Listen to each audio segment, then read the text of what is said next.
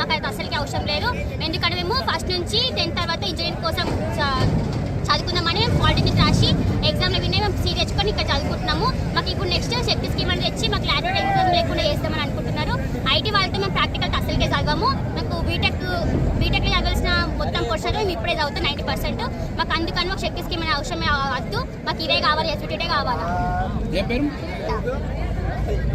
మల్లార Prashanth, SFI Rajanna Sircilla జిల్లా కార్యదర్శి.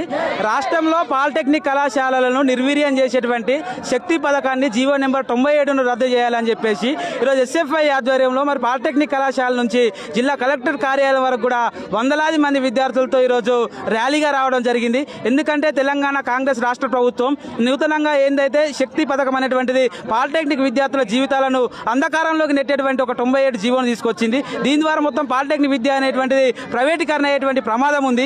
ఈ శక్తి స్కీమ్ అనేటువంటి తీసుకురావడం వల్ల మరి ఏదైతే యంగ్ ఇండియా స్కిల్ యూనివర్సిటీ ఉందో దానిలో విలీనం చేయడం వల్ల ఈరోజు పాలిటెక్నిక్ విద్యార్థులు లాటరల్ విధానం ద్వారా ఇంజనీరింగ్ విద్యలోకి ప్రవేశించేటువంటి అవకాశాన్ని ఈరోజు కోల్పోయేటువంటి పరిస్థితి ఉంది. ఇప్పటికే తెలంగాణ రాష్ట్రంలో విద్యార్థులకు స్కాలర్షిప్లు, ఫీజు రియంబర్స్మెంట్ మరి సరైనటువంటి మౌలిక వస్తువులు రాక ఇబ్బందులు పడుతున్నటువంటి సందర్భంలో ఈరోజు ప్రైవేటీకరణ చేసేటువంటి ప్రయత్నం చేయడం వల్ల ఈరోజు విద్యార్థుల జీవితాలు మొత్తం కూడా అంధకారంలోకి నెట్టేటువంటి పరిస్థితి ఉంది. కాబట్టి మరి ఇది విద్యార్థులకు వ్యతిరేకంగా ఉన్నటువంటి ఎస్బీటెట్ను కాపాడాల్సినటువంటి అవసరం ఉంది. మరి పాలిటెక్నిక్ విద్యను మరి ఏదైతే ఐటీఐలతోని ఏసీటీలతోని అనుబంధం చేసేటువంటి పరిస్థితి ఉందో మరి పాలిటెక్నిక్ అయిపోయిన తర్వాత అప్గ్రేడ్ కావాల్సినటువంటి విద్యార్థులు ఈరోజు డిగ్రేడ్ అయ్యేటువంటి పరిస్థితి ఉంది. కాబట్టి మరి ఇలాంటి విధానాన్ని వెంటనే ఉపసంహరించుకొని ఎడల మరి ఎస్ఎఫ్ఐ ఆధ్వర్యంలో ఇప్పటికే తెలంగాణ రాష్ట్ర వ్యాప్తంగా ఉన్నటువంటి అన్ని జిల్లాలలో కూడా ఈ పాలిటెక్నిక్ విద్యార్థులు స్వచ్ఛందంగా రోడ్డు మీకు వచ్చి తమ హక్కుల కోసం మరి శక్తిని రద్దు చేయాలని, జీవో నెంబర్ 97ను రద్దు చేయాలని చెప్పేసి ఉద్యమాలు పోరాటాలు చేస్తున్నటువంటి సందర్భంలో మరి వెంటనే రాష్ట్ర ప్రభుత్వం రేవంత్ రెడ్డి సర్కార్ స్పందించాలి. మరి జీవో నెంబర్ వెంటనే ఉపసంహరించుకోవాలి.